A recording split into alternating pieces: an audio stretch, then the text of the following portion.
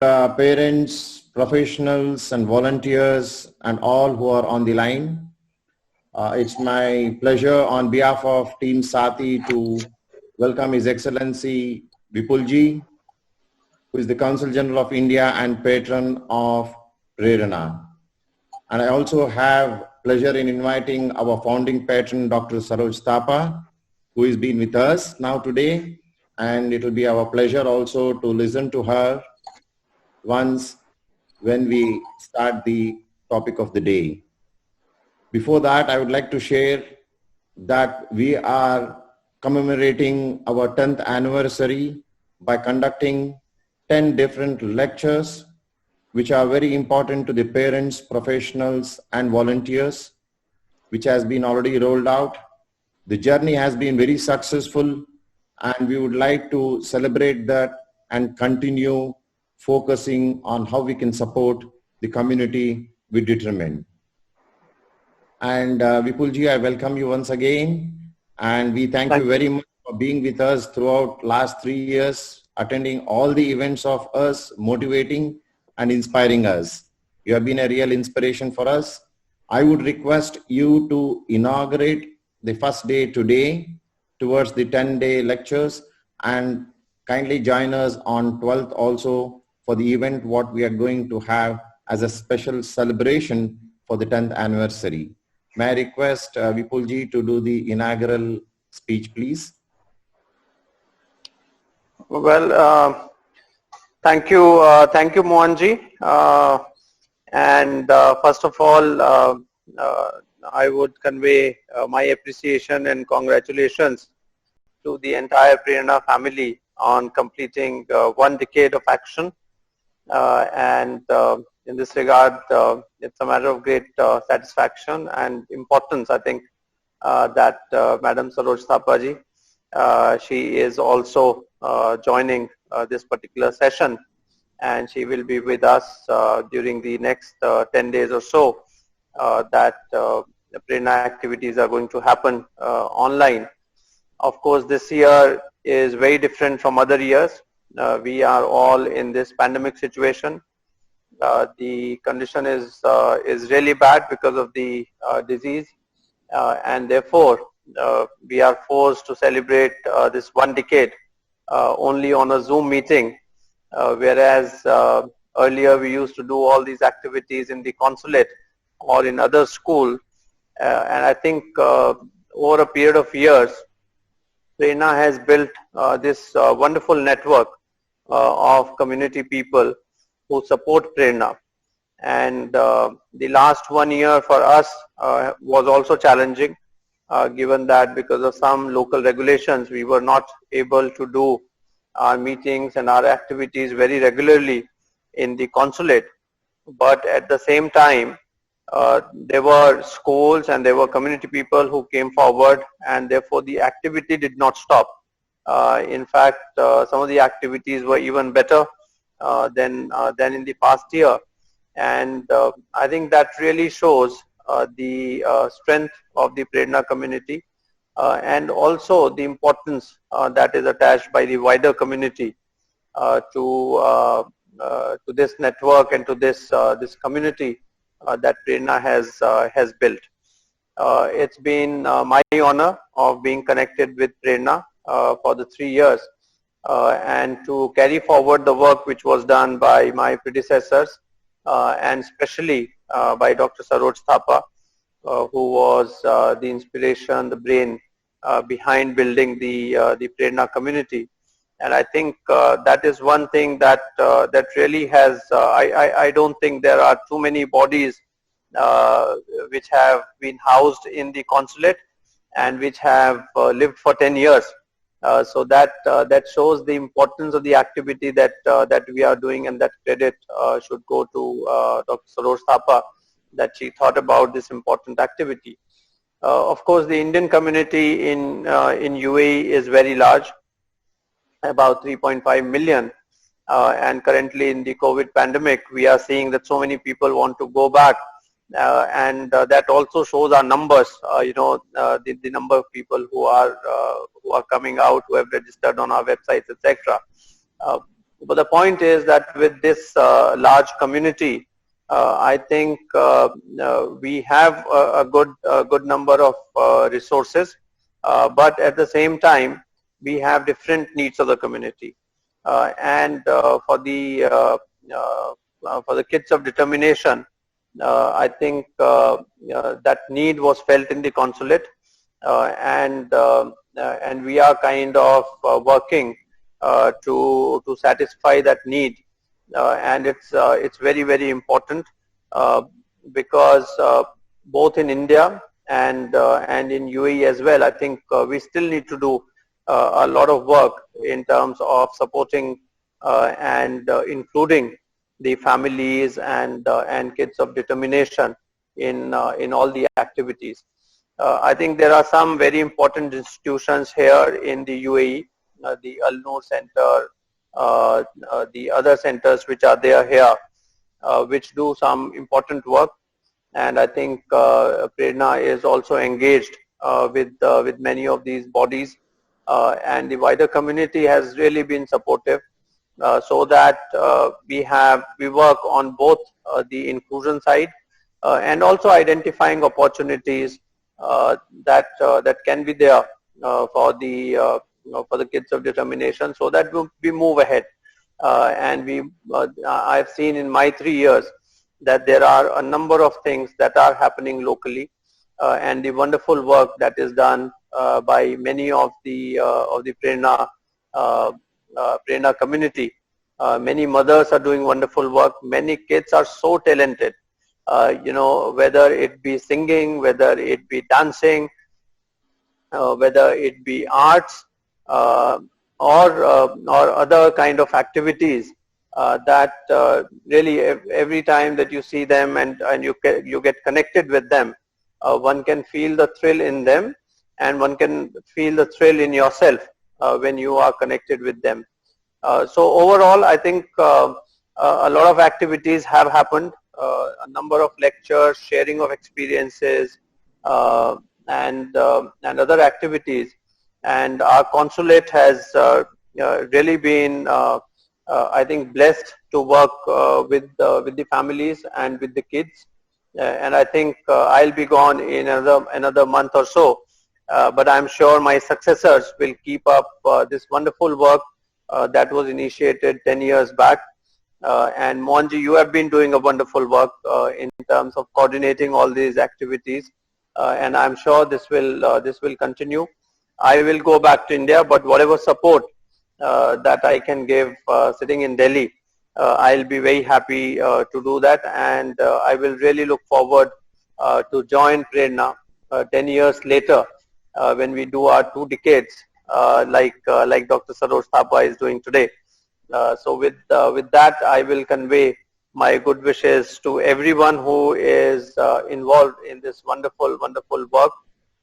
And I think we all have to be very connected. We all have to also look how we can support our families and our kids in this time of the pandemic, which is very challenging, especially for kids who would want to go out, want to play, want to go to parks, and yet at this time everyone is constrained to stay at home. So we have to also keep up their spirits high. We also have to do some kind of meditation. We also have to involve in these activities. And I think next 10 days, as Prerana works on its sessions, I think this will also bring some relief from the boredom or the anxiety that we feel sitting at home. So all in all, once again, to Prerana, congratulations, and keep up the good work. Thank you very much. Thank you, Vipulji. As our founding patron, may I request Dr. Saroj Thapa to have few inaugural words. Then after that, maybe we will have the introduction of yourself to have today's lecture. May I request Dr. Saroj ji to share few words on the inaugural day, please. Namaskar to all old friends and new friends. And thank you, Vipul, Your Excellency, for being there and saying such. It came almost to a point where Sati or Prerana had to close down. You gave that support to keep it going, brought it under the umbrella of the consulate. And I think the whole community will be forever grateful to you for doing that. And Prerana is continuing. It's been 10 years, and I'm sure it'll go on for many more years, because it wasn't one person's dream to have this kind of organization. It was the need of the community to come together and to start something like this, to support each other. And I think it is because of the community that Prerana lives on. And not just that, there are wonderful volunteers. Mohan is one such person. And there is the entire Friends of India organization, people like Kusum, people like Meeta, people like, there's so many others who've been totally dedicated to making it work. And I think when we have such a wonderful combination, that you have the patronage of the consulate, you have the whole community there and the volunteers so dedicated who are leading it, why only 10 years? Maybe Prerana will see 100 years. So it's good to see you all. It's good to be with you all. For me, it is home. It is the home base. So I'm really happy to see, I see Meena there. I don't know if you remember Meena. I remember the time when you joined Sati. So yeah, it's just wonderful. So thank you, Mohan. Over to you. Yeah, thank you, Sarojji. Now I would request our executive committee member, Meeta ji, to give a brief introduction about Sarojji, so that we will have the talk for the day with the subject inclusion. Now, thank you very much, Vipulji. And we will continue with, I know you have a lot of commitments, and thank you very much for joining us. Thank you for being with us and being with us for future also. Thank you, Mohanji. I look forward to meeting all of you after 10 days. And, okay. We have to do our flights and charter flights and whatnot, so I will excuse myself today. It's a bit too much that I have to handle. Thank you very much, yeah. Vipulji. Thank you. Thanks. Thank Bye. you. May I request Meeta ji to take over from me now, please. Thank you, Mohanji. Good evening, everyone. Namaste to all. It gives me great pleasure to welcome our dear Dr. Saroj Thapa. With more than 30 years of experience, Dr. Saroj is an expert in education, especially teacher training, special needs education, and inclusion. She has an MPhil from JNU, New Delhi, and a PhD from the University of Geneva. She has worked in many cities around the world. The focus of her work is teachers' education, as she firmly believes that teacher training and sensitization are crucial to make inclusion a reality. During her professional journey, she has been a faculty member in the Department of Education at Zayed University, handled assignments with the WHO and UNICEF, as well as head of Teacher Development Center in the Royal Academy in Paro, Bhutan, and head teacher of development in Learn Today, which is a part of India Today group. She has also been a member of Rehabilitation Council of India. Dr. Saroj is a firm believer in disability rights and has been actively working with NGOs and other institutions for several decades.